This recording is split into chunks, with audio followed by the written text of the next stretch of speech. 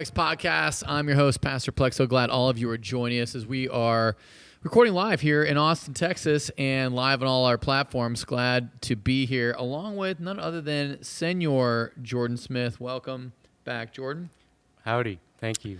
So, Jordan, we're talking about Exodus 33 and really 34, and we're really looking at God's glory, like the request by Moses, show me your glory.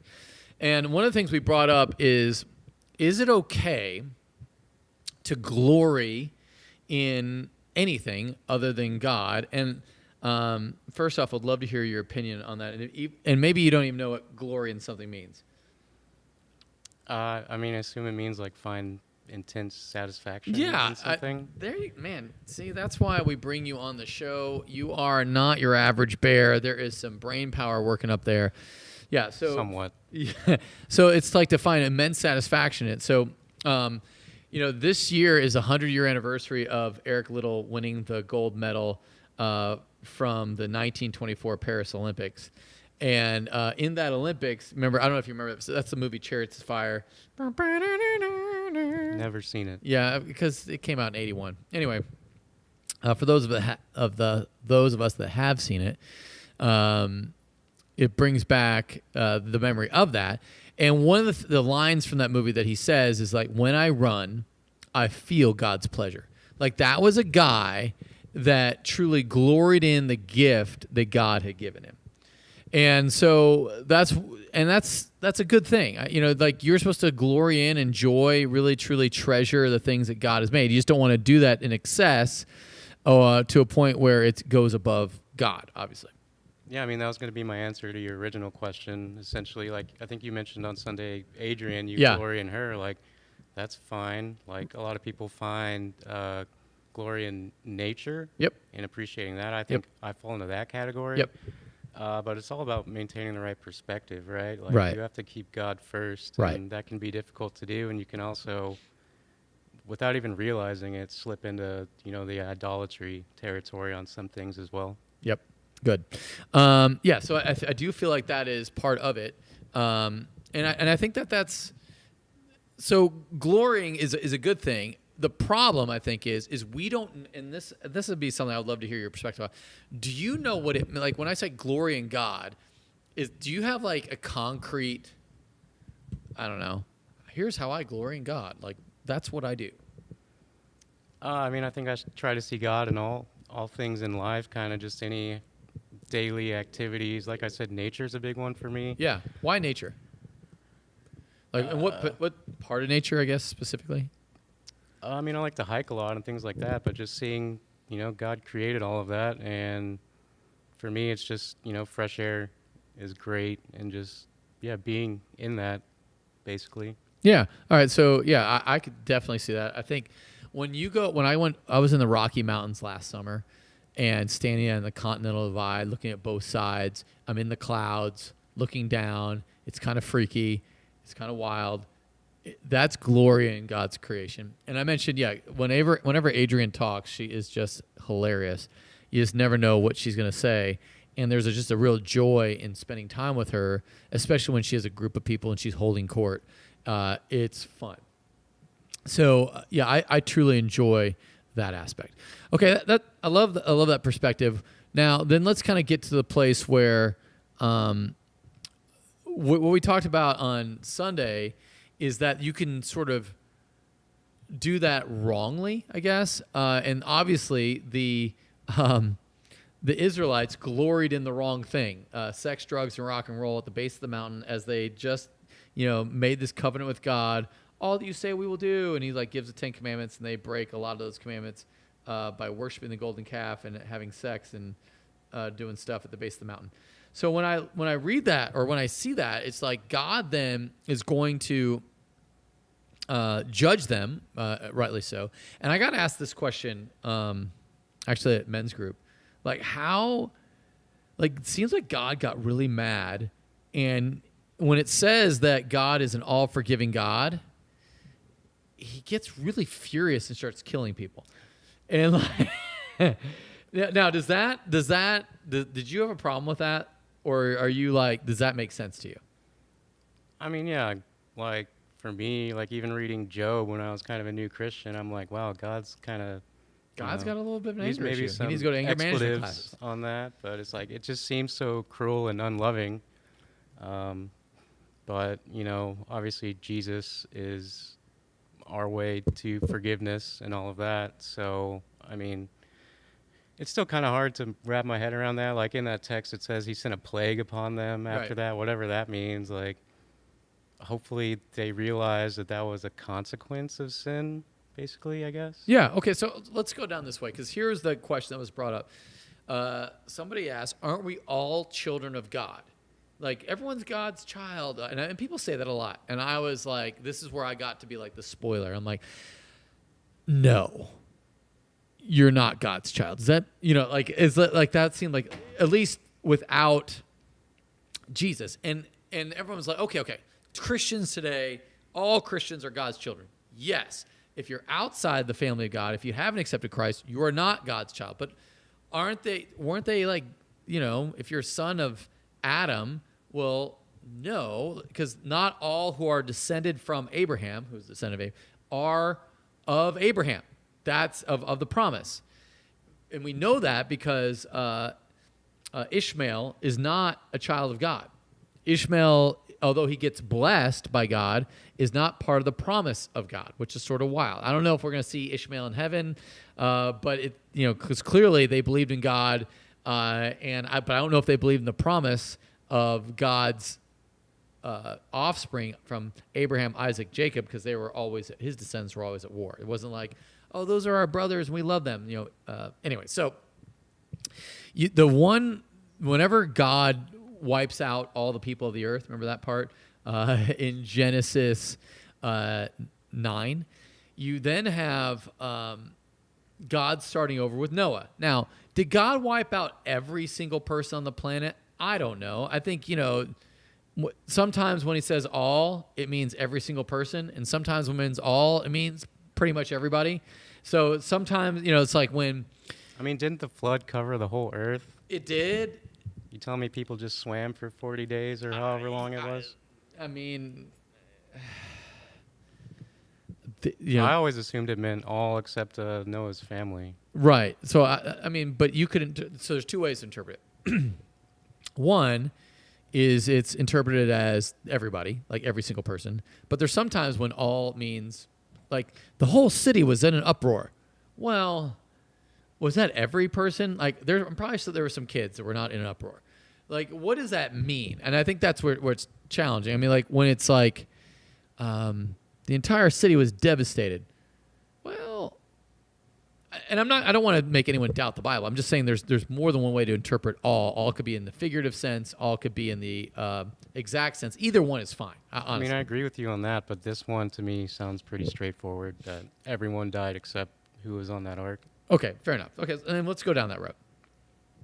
So you go down that road, then you start off with Noah, his family, and you got the 3 kids, and Ham is cursed, unfortunate for him, and then you've got all the descendants from them, all the people from them are descended from those 3.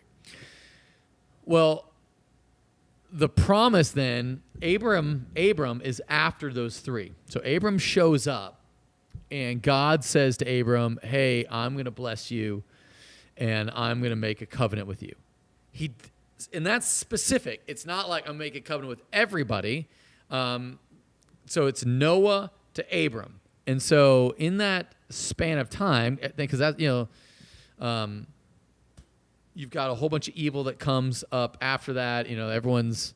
It's sort of a wild deal. And so Abram comes, and then Abram's called to move to the land of Canaan. He eventually gets to Paddan Haran with his dad, Terah. Terah, like, I'm parking it here. Abram parks it there as well. As soon as his dad dies, he continues on. Okay. So God's promises stick with Abram and Sarah specifically, and that's who God's promise to bless, and those are the children of God, children of the blessing. So that goes down to Moses, Moses then gets the covenant, which is conditional covenant. Abraham got an unconditional covenant. Moses got the conditional one. And then Jesus then is the fulfillment of the Mosaic, Davidic, pretty much, and actually Abrahamic covenant as well. And then from there on, you get the new covenant, and only those who have access to the new covenant are children of God, which then is offered to the whole world, regardless of bloodline. I know that's probably way too much than anybody was wanting, but that's where that comes from.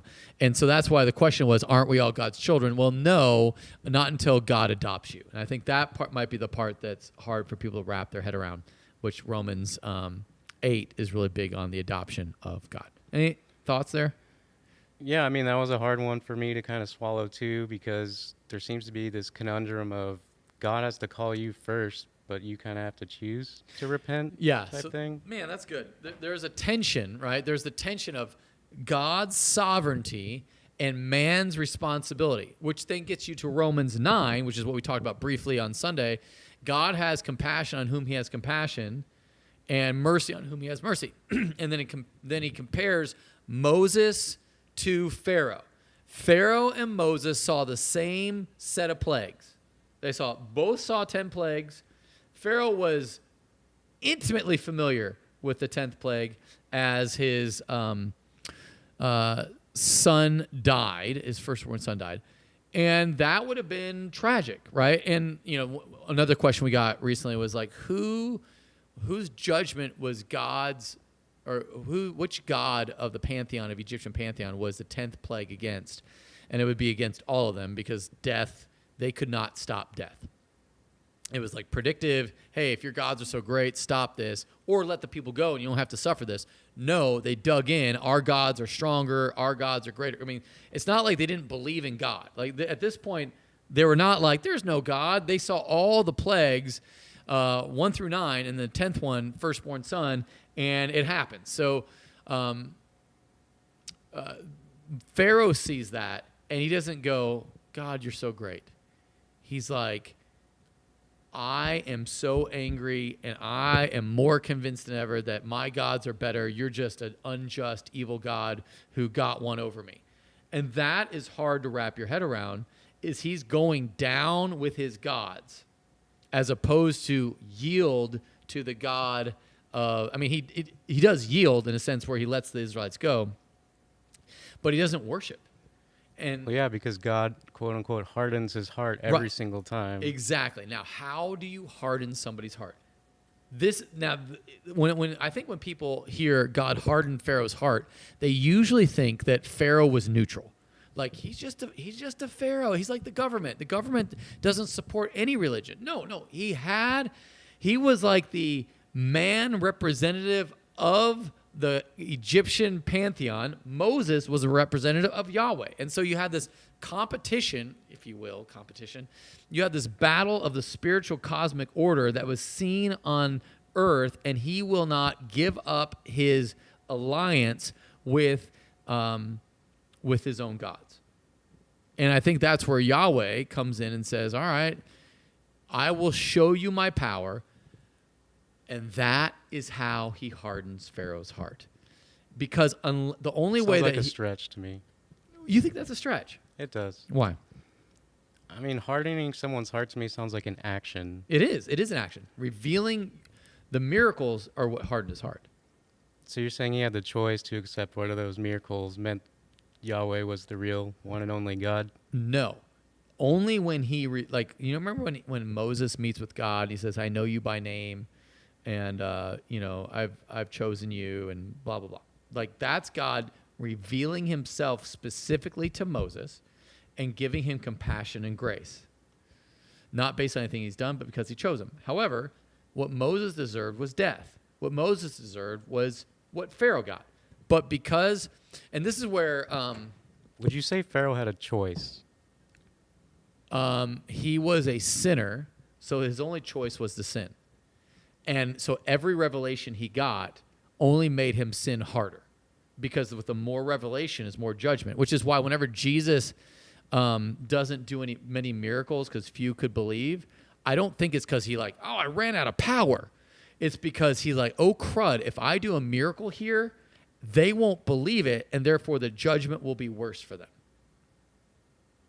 Okay. Yeah. Sounds good.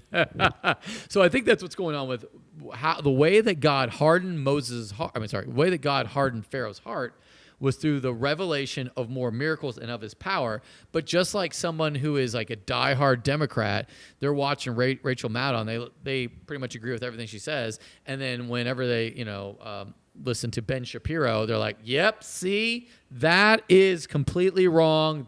And everything Ben Shapiro would say would sort of like more deeply seed their view of their own view. And the same thing on the flip. If you're like a Fox News person and you see Rachel Maddow, you're going to be like, oh, see, everything she's saying just validates my point.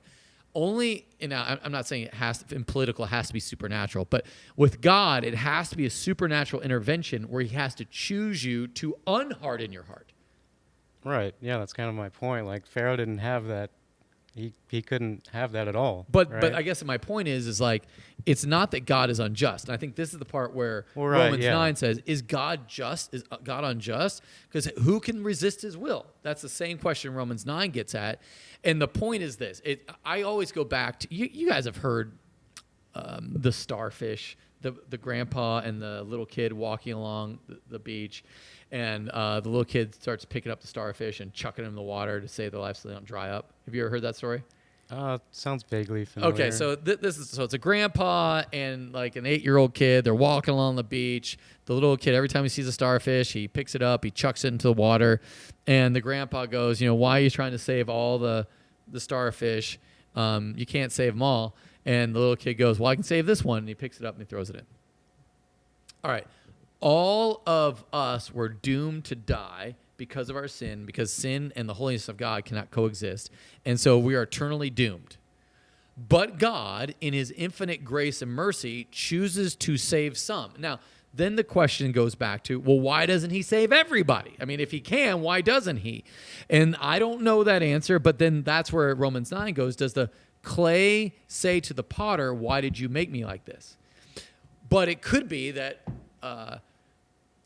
God, wanting to make the riches of his mercy known to the objects of his grace, bears with great patience those that were made for destruction. In other words, it's not like he doesn't know who will be destroyed, but the reality is God can't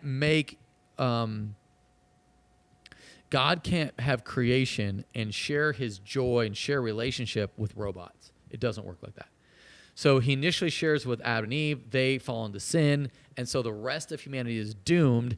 And so there's just this thing of sin, but because he is a just God, a loving God, he has to punish sin, but then he chooses those to whom he will reveal himself to. And I don't know why he does it like that, but that's why he does it. Yeah, I mean, go back to your starfish analogy, right? Yep. Like from a human perspective, I'm looking at this kid, oh, I'll pick this starfish and throw it in. Oh, this starfish sucks. Let's pass on that one. And I mean, that's, for me, the way I kind of, sounds like a cop-out answer, but like it's a human perspective. It does seem unfair to me. I assume it sounds... Hey, let me finish. All right, fair enough. Well, I just wanted to say, like, I've had to accept, if God is who he says he is and right. he's in control and all of that, then there must be some purpose behind it, right? Yeah. But I sure. And I think the problem is, I think the place where we struggle is like, why doesn't God save everyone? And I think that's if he can save everyone, he should save everyone. And I think that's the problem where we then get into the head of God, and where Romans 9 gives a hypothetical. It's a hypothetical that Paul presents there, because he doesn't know. What if God, wanting to show the riches of his mercy or wanting to show the riches of his grace with his objects of his mercy, bears with great patience objects meant for destruction? Like, he can do that. But we can't say to him, he is not just. It's like if you pay the bail on 9 guilty persons and you don't pay the bail for the 10th. Well, you'd say, wow, I was really generous with your 9 that you paid for. Why didn't you pay for that other one? And whether it's because you didn't have enough money, whether you want to say like, hey, you wouldn't know what grace was unless I didn't pay for it. I don't know what it is. That's a great question, and one we'll have to ask God. But clearly we don't have the authority to go to God and say, that's not fair. Because what God would then say, what's not fair is that anyone gets saved at all. Because what you deserve, because if God is just God, he has to punish sin, which is what we talked about in Exodus 34:7, where he forgives sin to the 1,000th generation, but punishes sin to the 3rd and 4th generation. And those two things can't fit together in the same person, because that's a punishing person and a graceful person, and who gets to choose which one it is. But in Jesus, that's where those two come together, where he on the cross bears the sin of those whom he would punish, so that he is able to forgive the sin to the 1,000th generation. I think that's the part that's difficult. I think it's a challenge, I think, spiritually for a lot of people to get there, because they're like, it doesn't seem fair, because I think most people feel neutral. Well, I mean, do you, like, so there's those 10 prisoners, 9 get bail. Do you not see that as unfair at all? Like, there's just a 10th one, like, because to me, in my human perspective, that's let's go. But up. What if I put it like, I think 10 Adolf Hitlers, like that 10th Adolf Hitler. Okay, it's more like 3 Adolf Hitlers get saved and 7 go to hell. So you look at it like, you should be looking at it, that's not fair that you let 3 Adolf Hitlers go. Right. That's how I would look at it. I would look at it like, what are you doing? Why would you let any Adolf Hitlers go? And I think that's the part where we don't understand the depth of our.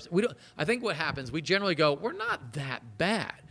But if I put it like it's Joseph Stalin, Adolf Hitler, Mussolini, Pol Pot, and I kind of get the list of like all the greatest criminals of history, then we kind of go Nuremberg trials, and I think that's where what I'm saying is we look at ourselves and we go, we're not that bad. Like eternal hell, punishment for forever, that seems a little bit extreme. I'm not as bad as them. And that puts into a workspace mentality. And it is true, you might not be as bad as someone else, but you are not living out God's design. There's malware in, to use, since we're in a tech world. Yeah, I'm loving this. Yeah, keep going. Yeah, here we go. Do you know anything about malware in your job? I work IT, yes. Okay, I know so what malware is. Tell me if I'm going off the reservation here. All right, so the malware is bad, right? So what do you do to fix malware? Have an antivirus or something. And so what happens if can you fully corrupt something in software where it's unredeemable? I got a good analogy for you. Yeah, sure, you can do that, but you'll have to reformat the system. Yeah. Which, you can argue that's Jesus and making us new and all that. So there's your analogy. But boom, see, it worked out. So I think that's what happens is Jesus gives you a new heart.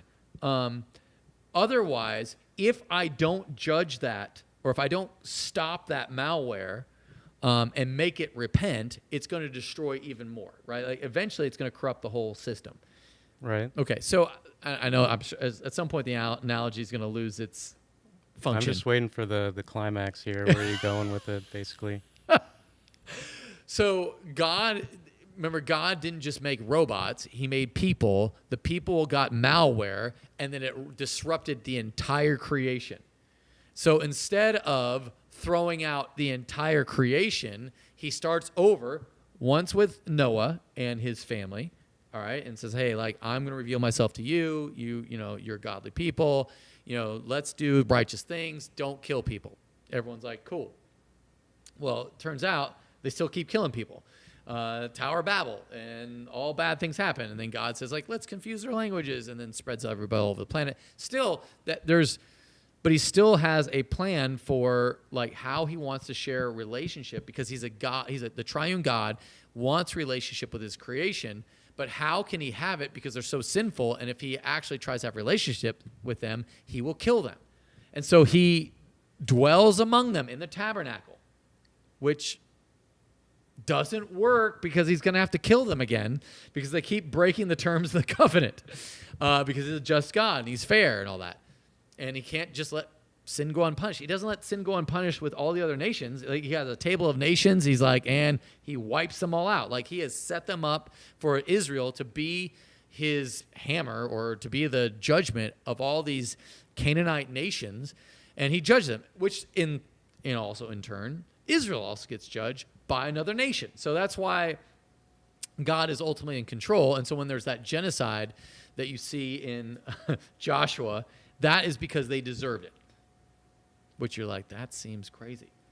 Well, that's the whole point, right? I feel like from a human perspective, that just seems Right. unfair, but we don't really know what God's Right, fairness and I is. think because the only one that's truly just is God, and if He uses one unjust people to kill off another unjust people, then that's fair because He's just what object am I using to judge these people? Oh, this one, and He slaughters them, and so they start all over. I think the problem we have is like, why does God kill anything He created at all? Like, why does He have to judge it? And that's because He wanted a relationship with the creation. And interact with them and interact with each other out of love, and they're not acting loving, malware. So then we either destroy the malware, which happens, or we convert the malware and have an antivirus. And so what the whole point was that He wanted worshipers. He wanted people that would worship Him, magnify Him, because God is all about Himself. He's all about His glory. And I think for our perspective, that makes us feel weird, because if any one person is all about themselves, we're like, we don't like you. Right. I mean, I guess I see it as just a form of surrender. Like, I'm never going to understand why that is. It sounds unfair to me, but surrendering that to God again, and that's a way to glorify Him, right? Sure. But I think I do appreciate that because I think you have the normal reaction to that. But my hope would be that you would say, oh no, the only thing worth glorying in is God. And you were designed to glory in Him, meaning He's all about Himself, and He designed you to be all about Him. And so if He was about any other thing, then whatever that thing would be ultimately God. And so I think what happens a lot of times, people put they man-center it, and they put man at the center, and so man becomes the ultimate thing. And so the man becomes the ultimate thing, so therefore God could never send man to hell because that's the ultimate thing. And so that makes man the ultimate God. And I think that's very problematic. And we can't have that. We don't want that because we know that how we are as unjust, unfunctional humans, and we need God, just because even by our own standards, we fall short. I mean, yeah, that's kind of what I mean by surrendering, right? Like, I'm not going to know the answer, just, I don't know how to best put it in words. Like, Sure. that's my form of, putting God above man, right? Right. Yeah. And I think that's good. My hope wouldn't be like, all right, you win. I don't want to Eeyore our way into it, but I understand like that. So you don't have a problem with just not some people not being saved? That's never bothered you or anything? I mean, clearly God's heart is for everyone to be saved. So therefore, my heart should be that, which is why I share the gospel with as many people as possible. But I also know that God is sovereign. And then if He's sovereign and is in control, then He has something that's far greater. And so therefore, I'm about what He's about. And it's not that I'm not because God's clearly sad about it. Because it's not. I want to say He's not getting what He wants. It's within His permissive will, but not within the moral. Or this is where it gets tricky. It's not within the moral will because sinners shouldn't go to hell. He reveals Himself to save some so He can have a relationship with them. But the only way He can have a relationship with them is if He puts Himself inside those people. Yeah, I mean, I think we're kind of saying the same thing, but our personalities are so different. That's very true. I'm very a forward-thinking person, and all opportunities are always in the future. Let's talk about the future. Do you talk about the past a lot? I used to, but you say Eeyore. I've been called that quite a few times. So Fair enough. Yeah. Yeah. All right, that's good. Okay, so that's why I feel like glorying in God is the only thing that's going to ultimately provide joy. Now, here is what God invites you, and I think this is what's good, is the relationship that Moses gets with God. I know you by name. Here I'm revealing to you my name and my goodness. And His goodness is really what happens at the cross. And so when we glory in God, I think this is the part where we meditate on His goodness. We are thankful for the life He has given us. And we worship Him. And we walk through our day with Him. And I think that's the part where, again, this isn't a drive-by guilting for everybody who's not having hour-long quiet times. What this is I feel like we glory in other stuff. Like we feel the dopamine release that makes us come back to do another thing is usually answering an email, checking our social media, checking our stock portfolio, checking like getting another high score on the video or progressing to another level or whatever video game world or the next hookup, the next deal, the next whatever. I think that's where we usually go to glory in, which is man-made, flipping the order of creation. And that's why people get frustrated when God is not at the top and his judgment isn't best, because they've gone to other things. I think Christians do this. I think Christians, when they don't have a God at the top, his glory is my glory, meaning like all I want is to see him glorified. Then ultimately things that are created they get more power over you, and that's where you lose joy. I mean, that's just the human condition, though, right? Like David, man after God's own heart, but he kills his best friend to hook up with his wife. Like, that's just a part of life, I feel like, right? Yeah, true. But, okay, I don't know. It doesn't have to be, right?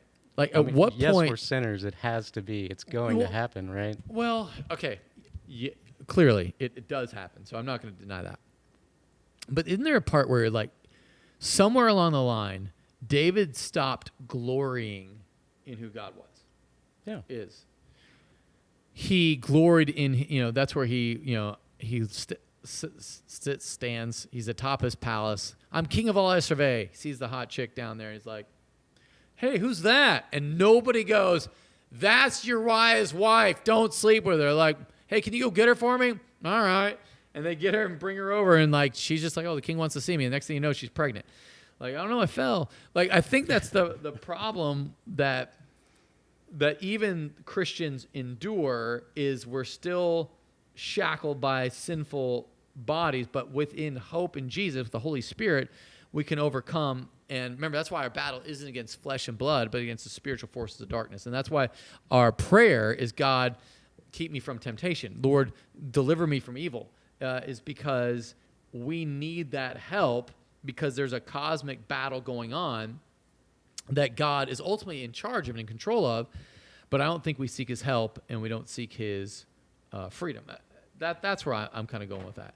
I mean, yeah, I agree with all that. Yeah. So where do you think the struggle is for people, modern day people? And we always come back to LGBTQIA stuff because I feel like that's the topic du jour. But when that comes up, where do people go when you're up against a cultural moray, which is you believe this or we will make you, or you'll be blacklisted or blackballed or whatever? I mean, how do you, as a Christian, especially with the background you have, how do you battle that personally and then glory in God? I mean, I think it just goes back to what I said before of, I have those desires, same-sex desires, but I believe God's better than that, and I have to surrender that to him. That's right. Yeah. Yeah, I think that's, again, is there a place, and this isn't like the trick question of like, gotcha, I'm genuinely asking, like, is there a place where you surrender that and it's joyful, or is it I surrender that and I'm choosing joy? You know what I mean? Yeah, again, you go back to the Eeyore part. That's can be difficult for me. Right. So. Yeah, that's tough. It based on maybe background and family of origin, plus just nature, nurture, the whole thing. Yeah, all those great things. All right, so the big thing that I wrapped up with everybody is, are you, or how are you seeking God's glory? Like, so for you, when I say, Jordan, how are you seeking God's glory? How do you do that? I mean, that's a great question. I don't know if I'd know how to answer that off the top of my head. Well, that's good that you asked that then. So, like, I feel like if you don't know, and we hang out a lot, then I don't think anybody knows. Like, I feel like that's the part that gets challenging. And I would say seeking God's glory goes back to the way that God revealed himself to Moses when he says to him, which, it's just as wild. The Lord passed before him and proclaimed, the Lord, a God merciful and gracious, slow to anger and abounding in steadfast love and faithfulness, keeping steadfast love for thousands, forgiving iniquity and transgression and sin, but who will by no means clear the guilty, visiting the iniquity of the fathers on the children and the children's children to the third and fourth generation. So you've got this love and justice motif that sort of like comes together in Jesus. And I think this is the part where when you glory in him, you think of, I am that bad, but God is that good.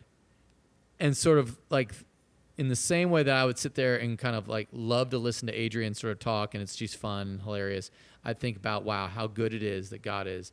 Wow, I can't believe how big the cross is and what that means to me. And that's glorying in God. And I think that takes discipline to do.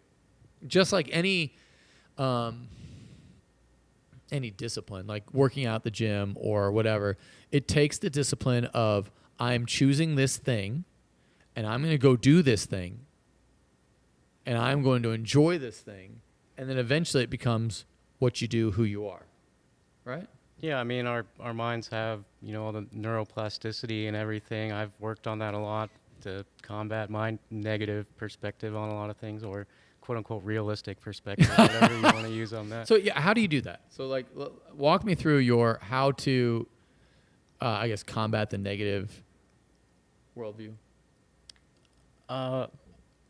Whenever I have those thoughts of, being in a relationship with a guy would be better than God, I'll try to repeat scripture, encouraging scriptures that I know that can kind of pull me back to God. But there's also ebbs and flows with that. Sometimes it's just rote and doesn't feel that way.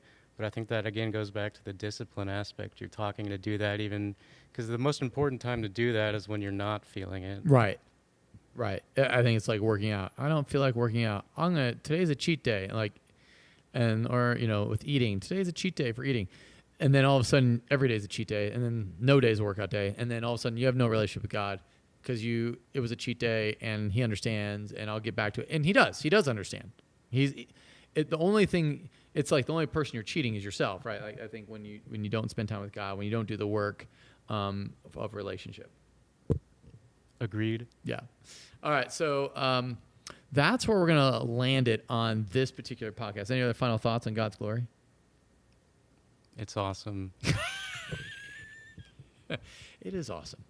Hey, thanks for watching. And if you got any questions, text us now. 737-231-0605 or go to pastorplek.com and leave a message for us there. We'd love to hear from you. We talk faith, culture, and everything in between from our house to yours. Have an awesome week of worship.